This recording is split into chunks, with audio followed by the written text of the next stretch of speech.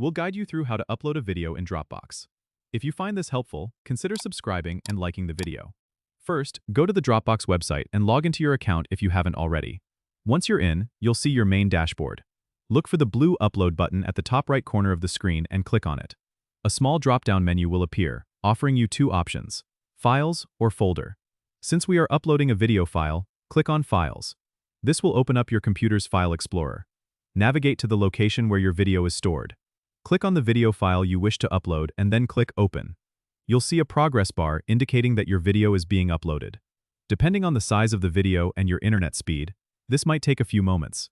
Once the upload is complete, you'll get a notification that your file has been uploaded successfully.